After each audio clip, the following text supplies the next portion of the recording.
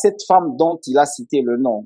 Ils étaient mariés, je pense, ils ont même 2 enfants. Je veux faire intervenir la femme pour que vous puissiez écouter ce que cette femme dit de Jonas. Moi, je suis la femme de Jonas. Donc, il m'avait épousé officiellement. On est restés ensemble.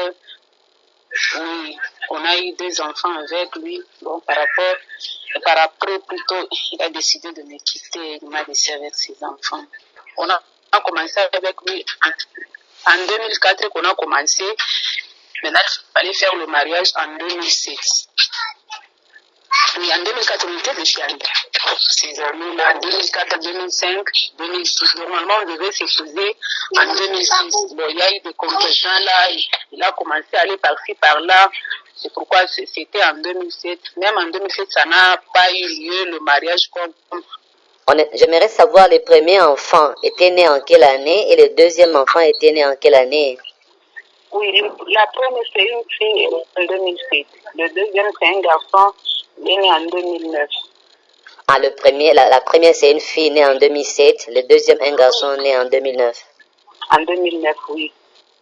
Ils sont avec vous ou bien avec le papa?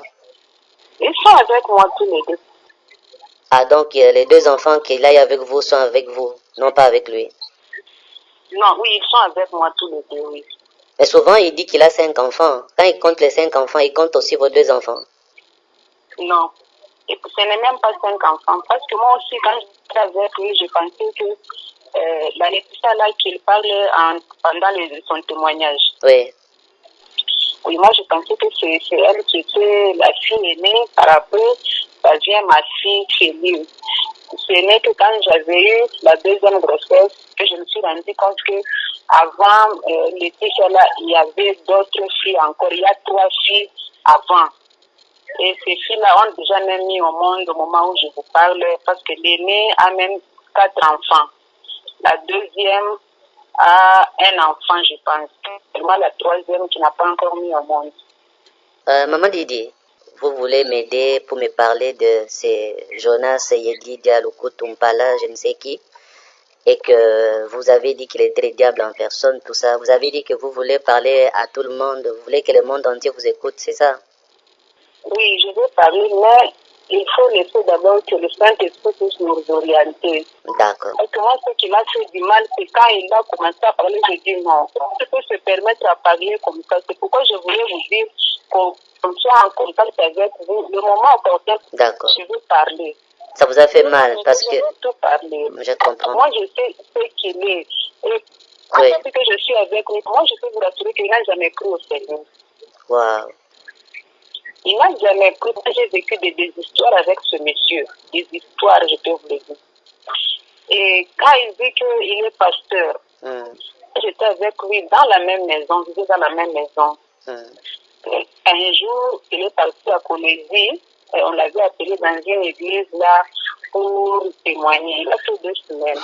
Mais là, au retour là, j'ai vu sur ses valises, sur les disques qu'il avait payés là-bas à Colésie, c'est écrit pasteur. J'ai dit, depuis quand tu es devenu pasteur? Oh, ça fait 2 jours. Comment ouais, pour être pasteur? Je dis, mais c'est pas possible. Comment est-ce qu'on peut te rendre pasteur? Moi, ta femme qui suis là, ta famille est là, sans que personne ne le sache. Moi-même, quoi, les photos, quelques images, quelques preuves qui peuvent me faire croire qu'on t'a nommé pasteur. Jusqu'au moment où je vous parle, personne n'a jamais su qu'il avait nommé pasteur, je dis. Maman Lydie, vous étiez sa femme, vous avez eu 2 enfants, vous avez habité la même maison, ça veut dire que vous connaissez mieux cet homme. Oui, même ce que maman Abiga a dit là, elle n'a rien menti. Parce que moi, si j'ai vécu avec ça dans la même maison, quand maman Abiga disait que ce qu'elle disait qu'il fait pour lui bouger de l'argent, il le faisait même avec moi. Ça n'a pas commencé aujourd'hui, ce système qui est en train d'utiliser les gens pour qu'on puisse lui donner l'argent. Même avec moi dans la maison, c'était toujours comme ça. Il le reprochait même. Et puis, ce qui est grave, c'est quoi? Le temps que j'ai vécu avec jusqu'à ce qu'on s'est séparés, je n'ai jamais vu prendre même une Bible et lire. jamais de la... C'est devant Dieu, je suis en train de le dire, je ne peux pas vous cacher. Je me plaignais même dans la maison. Oh, toi, tu te dis que tu es pasteur. Un pasteur qui n'a jamais lu la Bible. Et tous ces versets-là que tu es en train de parler dans les églises, ça signifie quoi? Un jour, là, tellement que ça m'a dépassé, puis j'étais encore trop enfant, là. J'ai appelé un pasteur, là, comme il fréquentait beaucoup une église, l'église Rama de Colombie. J'ai appelé ce pasteur-là, je lui ai dit, pourquoi quelqu'un qui n'a pas encore, vous le mettez même là-bas la chair pour témoigner, et puis il témoigne quoi? Parce que moi, ce que je vis dans la maison, c'est autre chose par rapport à ce qu'il est en train de témoigner là-bas. Le pasteur, là, il est allé, sa femme a dit ça, ça m'a pris des problèmes, il m'a chassé de la maison, tabassé un mois dehors. Ah, il t'a tapé? Cet homme, il dit, Lunkutu t'a tapé? Il m'a abattu, il m'a Mon Dieu. Et puis j'étais obligé, il m'a même obligé d'appeler ce pasteur-là pour lui dire que c'est que j'ai menti. J'étais obligé de le dire parce que ça n'allait pas. Je comprends. Maman Lydie, ça me fait très mal, c'est une surprise. Hein. Vous êtes quand même sa femme, vous avez 2 enfants, mais depuis tous ces temps où les autres mamans étaient en train de les dévoiler, vous n'étiez pas au courant? Rien. C'est lui-même, bon, il m'a initié dans une équipe qui c'est les prions pour le monde. Oui. Il y a de près sur ces 2 semaines que j'ai vu la vidéo de maman Abiga. Oui. J'ai commencé à suivre la vidéo là. Et pour le témoignage de papa, je peux vous rassurer. Le témoignage qu'il a fait en 2003. Oui. Le témoignage qu'il a fait en 2010. Oui. Et ce qu'il est en train de faire pour le moment. Ce sont 3 témoignages différents. C'est pas que, bon, je n'ai pas de preuves pour vous signifier cela, mais ce que je vous dis, c'est vrai. Avec le temps, vous aurez à le découvrir aussi. C'est-à-dire quoi? Quand j'étais avec lui dans la maison, il avait le livre de Emmanuel Amos. Vous le connaissez. Et puis de Songi Mbula. Oui. Son témoignage. Et puis le témoignage de Léon Kassongo.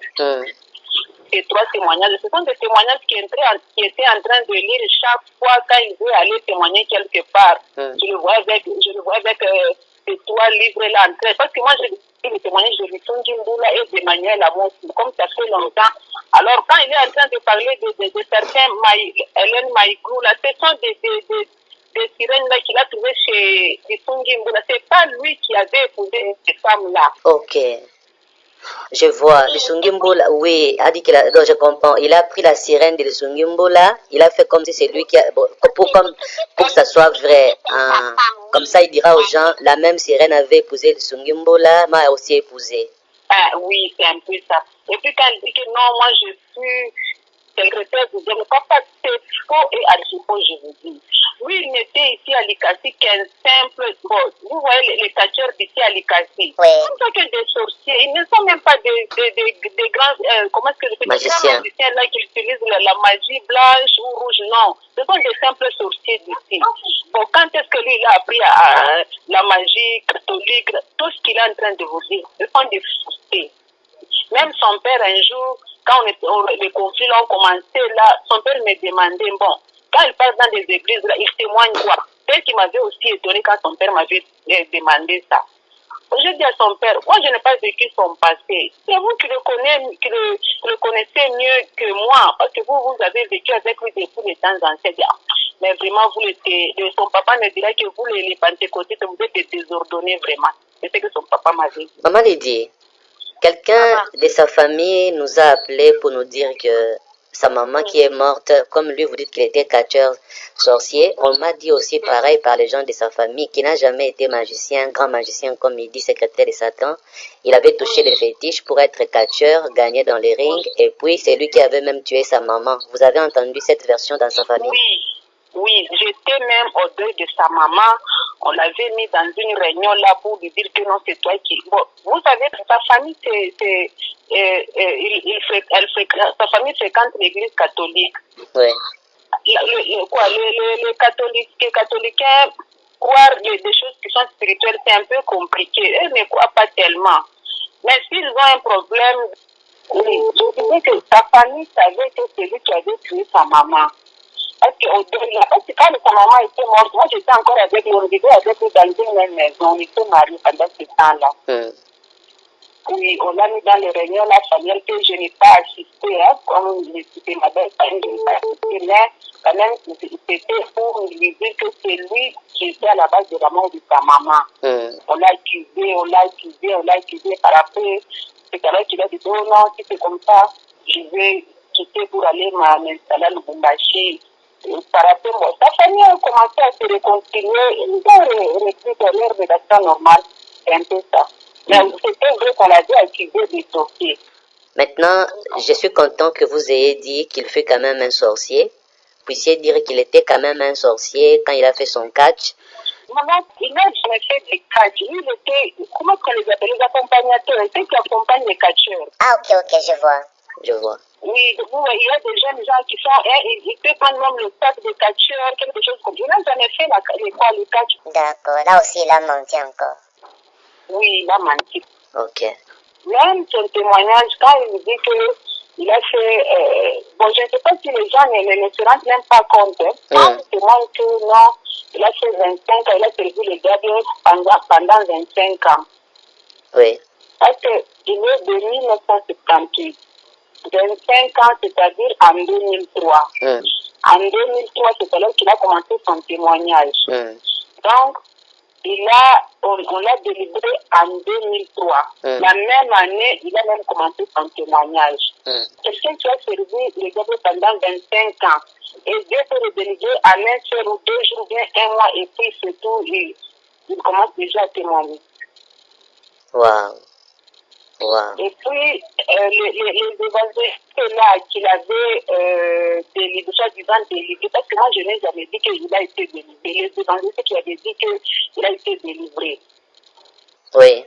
Au moment où je vous parle, on les a déjà chassés de l'église. Ils fréquentaient l'église méthodiste avec moi. Les évangélistes qui quittent là, on les a déjà chassés de l'église méthodiste, car ils se sont rendus compte que c'était ils n'ont pas fait bien leur travail. Ok. Toute cette équipe-là, elle ne fréquente que l'église méthodiste. Et puis, ce qui est grave, c'est quoi? Quand ils te montrent que non, c'était comment? Quand on voulait cette nuit-là, il y avait veillé de prière à l'église. C'était en 2003. Il y avait veillé de prière. Maintenant, si c'est à partir de minuit qu'il est tombé, jusqu'à si c'est à 4 heures du matin qu'il s'est réveillé. Déjà, quand il se confie, alors qu'il raconte c'est alors que Jésus est allé le voir dans le séjour de mort là, il a ouvert les portes pour lui faire ce Jésus lui-même qui est allé le délivrer. Est-ce que ça se comprend? Je vois. Et puis, les mêmes gens qui l'ont délivré, ceux qui m'avaient aussi troublé. Quand on était dans les fiançailles, ils ont dit que non, ça c'est vraiment, c'est Dieu c'est la volonté de Dieu, maman. Le monsieur que c'est la volonté de il est complètement délivré. Maintenant, quand les choses commençaient à compliquer, je suis allée le voir, je dis, mais vous avez dit qu'il a déjà, il s'est déjà convaincu. Moi, je vis ça et ça dans la maison.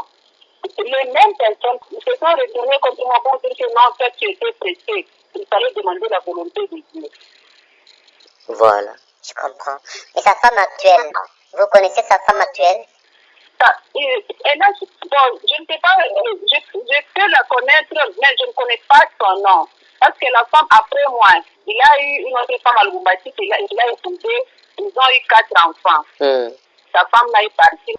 Mais si je vais, parce que je ne parle pas la cité, si je parle là-bas, parce que je me vois chaque fois avec sa famille, il me raconte tout ce qui se passe. Ils vont me dire que son nom, c'est lui, quelque chose comme ça. La femme qui l'a... Maman Lydie. Oui, c'est ce que je dis que la femme avec qui, la femme qui l'a épousée après moi, ils ont eu 4 enfants. Cette femme a quitté la maison. Ça, c'est sa famille qui m'a raconté ça. Il y a son grand frère, sa petite soeur, avec qui on cause souvent. Il s'appelle comment son grand frère? Son grand frère, oui. Il s'appelle comment? Blaise Lunkutu. Ah, Blaise Lunkutu. Oui, Blaise, c'est leur grand frère aîné. Il m'a dit quoi? Cette femme a dit que pour retourner à la maison, il faut que son mari accepte qu'il est sorcier. Au cas où il ne va pas accepter, cette femme ne retournera pas à la maison. Pourquoi? Parce que ce qu'elle dit dans la maison et ce que le monsieur fait à l'église sont des choses différentes. Alors, que ce monsieur puisse exprimer aux yeux du monde qu'il est sorti. Là, sa femme va accepter de retourner à la maison. Auparavant que c'était un serviteur de Dieu, même moi qui étais sa femme, auparavant je me disais que c'était un serviteur de Dieu. Même les révélations que je voyais là, pour moi je pensais que non, c'était des rêves seulement comme ça. Alors que c'était la vérité qu'on me disait sur lui. Alors, je me suis rendu compte que oui, c'est vrai, ce monsieur, c'est pas un serviteur de Dieu. Moi, j'ai vécu avec lui. J'ai vécu des histoires avec lui. Il n'a jamais cru au Seigneur. Il n'a jamais cru au Seigneur. Waouh. Oui. Ça. Mais vous qui avez vécu avec elle, avec lui, vous avez votre deuxième enfant, vous l'avez eu en 2009? 2009, oui. Mais en 2009. C'est avec le bébé de 6 mois. Et t'as quitté avec le bébé de 6 mois en 2009? En 2009. Mais en 2009, il passait sur Casarema déjà, il témoignait. Il a fait quoi? J'ai dit en 2009, il témoignait déjà sur Casarema. Et il t'a laissé avec un enfant de 6 mois. C'est comme si vous vivez un peu dans le péché s'il n'avait pas fini la procédure du mariage. Non, il avait tout terminé. Donc, et puis, qu'est-ce qui avait freiné le mariage? On avait même les parrains. D'abord, les premières personnes à le découvrir, c'était les parrains. Les parrains qu'on avait, oui.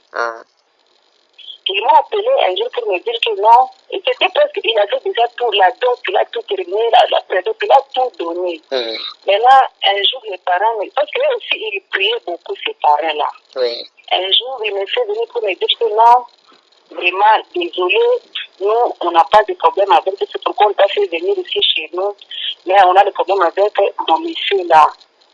D'accord. Dieu nous dit qu'il n'est pas ton serviteur. Oui. Oui, les parents là m'ont dit que non, Dieu nous dit que ce monsieur n'a pas encore cru au Seigneur. Alors, il n'y a pas moyen qu'on puisse vous soutenir. Ils sont partis à l'église méthodiste pour dire au pasteur que non, ce monsieur n'est pas digne de monter à la chaire pour témoigner ou prêcher. Il faut le retourner sur le banc, qu'il commence à s'asseoir sur le banc, on commence à l'enseigner. Là, ça sera mieux. Quand il a entendu cela, c'est alors qu'il a quitté l'église méthodiste parce qu'on voulait qu'on puisse l'enseigner. Il a refusé. Là, oui, il a refusé. Il a même quitté, il a fui. Parce qu'il a fui même l'église méthodiste pour aller chez les pentecôtistes. C'est un peu ça que le mariage a raté. C'est pourquoi on a dit, bon, comme ça a raté, par après, il y a eu grossesse, on dit, bon, comme ça, on m'a amené directement chez lui, mais il avait tout donné. Pas seulement le mariage religieux. Non, je comprends. Non, le mariage religieux n'existe pas. On appelle ça la bénédiction. Vous étiez bien mariés. C'était un bon mariage, il n'y a pas de doute. Vous étiez vraiment bien mariés. Oui, même quand j'étais chez lui à la maison, mais quand il partait dans les églises pour témoigner, il n'a jamais dit qu'il était marié. Ah, donc quand il partait témoigner, il disait pas qu'il était marié. Oui, à l'église NCD chez le pasteur Zacharie. Oui. Oui, il m'avait fait venir là-bas pour confirmer qu'il était marié. Parce que quand il témoignait là-bas, il disait qu'il n'a jamais été marié. Mais il y avait un frère qui me connaissait là-bas. Il m'a appelé. Maman lui disait, avec le frère, c'est ça. Je dis, non, on est encore ensemble. Non, il témoigne aussi qu'il n'est pas marié. Alors, on m'a fait venir à Lubumbashi avec mes 2 enfants pour confirmer si c'est vrai qu'il est marié. On m'a même amené chez lui à la maison. Maintenant, quand il m'a vu, il m'a dit, tu es venu pour faire quoi? Embrouiller ma carrière ici à Lubumbashi, tu dois retourner à Likasi. Et il m'a fait retourner ici à Likasi, il dit que moi-même je viendrai te récupérer. Donc maintenant là, vous habitez toujours Likasi alors que lui il est encore à Lubumbashi? Oui, il est encore à Lubumbashi, oui. Maman Lydie, rappelez-nous le nom de 3 livres qu'il lisait. Lissungi Mbula, oui. Emmanuel Amos et Léon Kassongo. Léon Kassongo. Oui, Léon Kassongo. Bon, moi je ne connais pas Léon Kassongo. Je vais essayer de chercher son témoignage sur YouTube. Je ne sais pas, parce je vais chercher. Ça fait longtemps. Bon, lui aussi, son livre, je ne l'ai jamais lu. Je vais chercher. Mais il fuit aussi de Likasi. Pour le moment, je ne sais même pas où est-ce qu'il est déjà parti. Je vais chercher. Oui, un jour là, quand on était ensemble dans la maison, oui. Un jour, je lui avais dit, ce que tu es en train de faire aux enfants de Dieu, parce que moi, je n'ai pas assez de force, même si je me mets sur le toit de la maison pour crier que tu n'es pas un enfant de Dieu, cela ne suffira pas. Mais Dieu, un jour, te mettra à nu, là, tu ne sauras même pas quoi faire. Parce que le Dieu à qui tu as pris le nom pour aller témoigner partout que non, Dieu a fait ça, alors que ce que moi je vis dans la maison, c'est autre chose. Et puis, une chose, oui. C'est un grand masturbateur que vous n'avez pas idée. Grand masturbateur? Un grand masturbateur. Moi, j'ai vécu ça avec lui dans la maison. Attends, masturbateur? Papa, je ne peux pas vous cacher. Toutes ces choses, je les gardais toujours tous ces temps ici. Mais pourtant, il était marié avec vous. Oui, je l'ai surpris à 3 reprises. Je lui ai dit, pourquoi tu fais ça? Il me dirait que non, c'est le docteur qui m'a dit de faire ça. Bon, ignorant que j'étais, je suis allée voir le pasteur, notre pasteur. Vous voyez, chez nous, le pasteur méthodiste, là, bon. Des fois, pour les choses là de délivrance, quelque chose comme ça, il ne s'y mêle pas tellement. Je comprends. Oui. Je comprends. Je dis non, comment ça fait que moi, ta femme, je suis au lit, mais tu es là-bas, tu es en train de faire ça. Et un jour là, tellement que ça m'a pris beaucoup à la tête, j'ai pris, il avait tout un carton de quoi, des disques pour nous. Hein? Puis, oui, il avait tout un carton. Et puis, bon, si vous avez un esprit de discernement, vous allez le découvrir aussi avec moi. Il a un style d'un musicien mondain qui l'imite. Vous pouvez le constater. Et le musicien là, c'est aussi l'unité. Si vous voyez son style de foi, sa coiffure, même ses gestes, sa façon de parler, bon, peut-être en public il fait semblant, mais quand on est avec lui, donc les gestes qu'il faisait, comme Kofi fait dans ces chansons-là, donc il est fan de Kofi. Waouh! Et il écoute la musique de Kofi jusqu'à quand il était marié avec vous? Oui. Et puis il avait beaucoup de disques. Il dit, pourquoi tu gardes ça? Et puis toi, quand tu parles là-bas, tu dis que la musique mondaine, il y a l'esprit de séduction, mais toi, tu as tout ça. Et puis, j'ai pris un jour les disques pornographiques qu'il avait là. J'ai coupé. J'ai dit, non, moi, je suis un enfant. Je ne peux pas permettre à ce que ces choses puissent rester dans ma maison. J'ai tout pris, j'ai jeté ça dans la toilette. Papa, quand il est rentré, il fallait voir. Il a fait quoi? Il m'a tabassé à mort, il m'a renvoyé même chez moi. Et... Maintenant, pour dire que c'était les disques que j'ai coupés, il n'a pas su le dire. Alors, il disait qu'il avait ces disques que j'ai coupés parce que ça ne donnait pas c'est pas digne, lui, en tant que pasteur, c'est dit pasteur, et puis avec tous ces disques. Il peut faire papa toute la journée là, il est enfermé dans la maison. Parce que la personne qui m'avait interpellé pour ça, c'était notre voisin du quartier où on restait. Oui. Il me disait que son mari s'enferme. On avait 2 chambres séparées. La chambre à côté avec sa porte et le salon aussi à côté avec sa porte.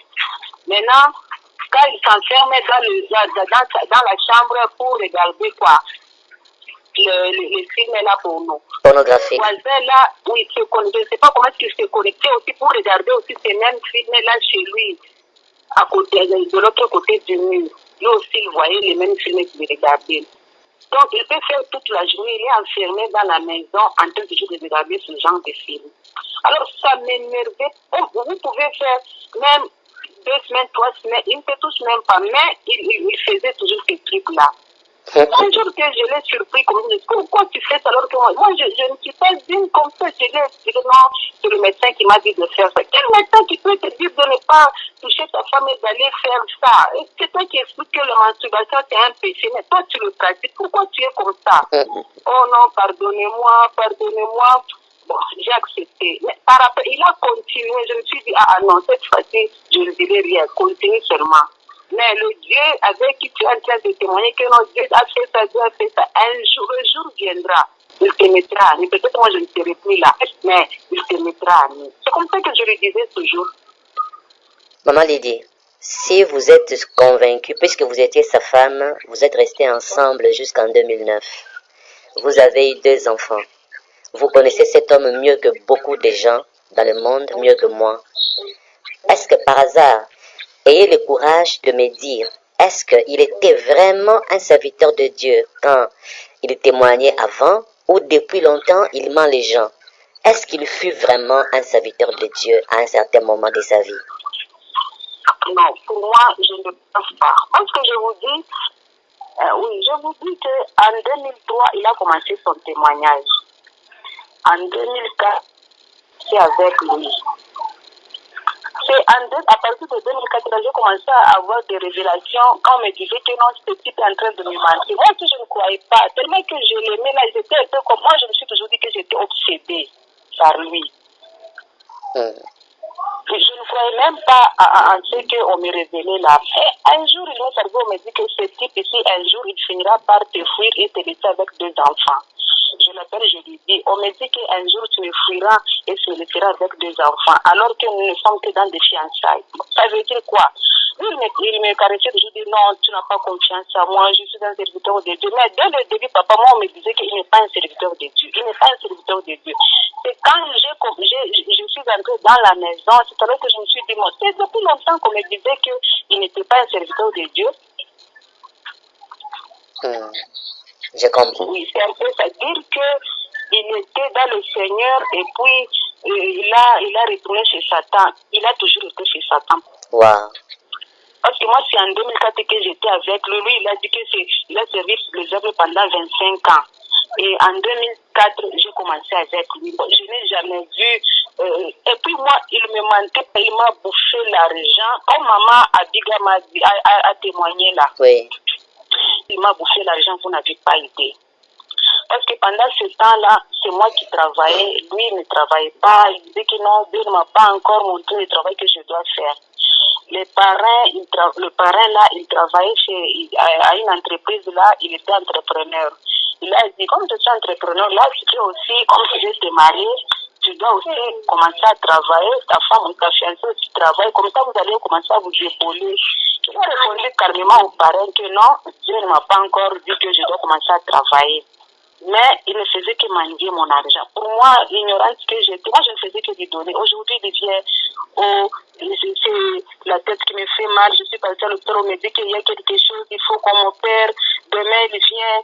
Hier, quand on s'est séparé avec toi, j'ai croisé les bandits, ils m'ont tabassé, vraiment. Il vient avec des bandages là à la main, des mensonges, papa. Mais s'il avait des bandages, c'était pas les mensonges puisqu'il venait avec les bandages. Je vous dis, c'était des mensonges. Pourquoi? Parce que il m'a dit, on l'a tabassé par les bandits et il saignait le nez, les habits qu'il avait portés sans essuyer de quoi, de sang. Alors j'ai fait exprès, j'ai quitté parce qu'il y avait une bonne distance de chez nous et de là où Ah, là vous étiez encore fiancés? Oui, on était encore des fiancés. J'ai fait exprès comme si je l'accompagnais pour aller jusque chez lui. Arrivé chez lui, j'ai regardé, c'est comme si la maison a fait même 3 ou 4 jours sans qu'on puisse la laver. Okay. Je dis, bon, je ne vois aucune trace de sang. Mais là, j'ai dit, maintenant, où sont les habits avec les bandages qu'il avait au pied, à la main, disant qu'il a beaucoup été tabassé. Bon, arrivé à la maison, j'ai dit, où sont les habits? Parce que toi, tu viens de me dire qu'à la maison, que même devant ma famille, que non, les habits sont restés à la maison. Où sont ces habits? Je l'ai dit, j'étais dans la toilette. Maintenant, où sont les traces de sang? Parce que dans la maison, je ne vois aucune trace, même pas une tonne de sang ici. Bon, comment est-ce que tu peux me dire qu'on t'a tapé, mais je ne vois rien? Mais qu'est-ce que tu peux me... Oh non, toi tu ne me crois pas. Il commence à se fâcher, alors j'essaie de me réserver. C'est à partir de ce moment-là que je commençais à faire des doutes. Après, l'amour était là.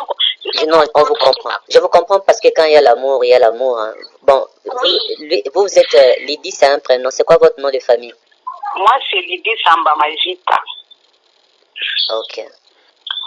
Son nom de famille, c'est Mujinga. Depuis qu'il est né, jusqu'à ce qu'il a grandi, devenu, même quand il était avec moi, chez lui, on l'appelait toujours Mujinga. Il est devenu Jonas quand le jour où il est parti à l'église méthodiste, c'est le jour où on voulait, si c'est soi-disant disait qu'on voulait le délivrer. Cette nuit-là, quand il est tombé, quand il s'est réveillé à 4 heures du matin, c'est alors que le papa, là, l'évangéliste, on lui demandait son nom, c'est comment? Il n'a pas su dire son nom. Okay. Là, le papa, là, d'ailleurs, il fut mon professeur de français, le papa, là, et l'évangéliste, là.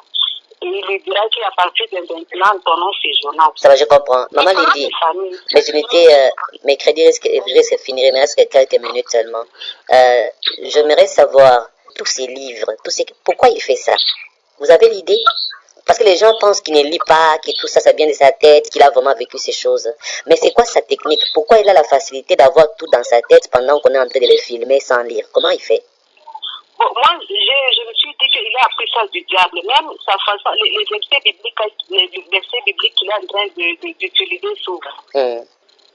Moi, parce que dans son témoignage, quelque part, il a dit que le diable leur avait appris la Bible, leur avait enseigné la Bible. Si c'est pendant une journée comme ça, ils ont avalé la Bible tout entière. Je comprends. Par après, le diable leur a dit de commencer à enseigner ça dans le sens inverse. Je comprends. Je comprends. Moi, je me suis dit que c'est à partir de cela, parce que même le pasteur de l'église se disait, mais ce frère ici, où est-ce qu'il a appris? Parce qu'à l'église, on n'a pas enseigné tous ces versets. Il les a tirés tout. Mais ça les dépassait aussi. Alors, je dis non, il a tiré ça du diable. C'est le même verset qu'on le diable leur avait fait avaler. C'est le même verset qu'il a dû utiliser jusqu'à maintenant. Je comprends. Oui, papa. D'accord. On garde contact, hein? Oui, sans problème. J'ai même enregistré votre numéro. Et même si vous avez des préoccupations, quelque chose qui vous échappe, c'est le fait de ça que j'ai vécu avec lui quand même. J'ai essayé un peu de soutirer quelque chose là. Si je peux vous aider. Merci beaucoup pour votre gentillesse. Épouse Lydie Mpongasana, elle a laissé cette femme-là à Likasi. C'est une ville qui se trouve à environ 120 km de Likasi. Je connais le coin tellement bien.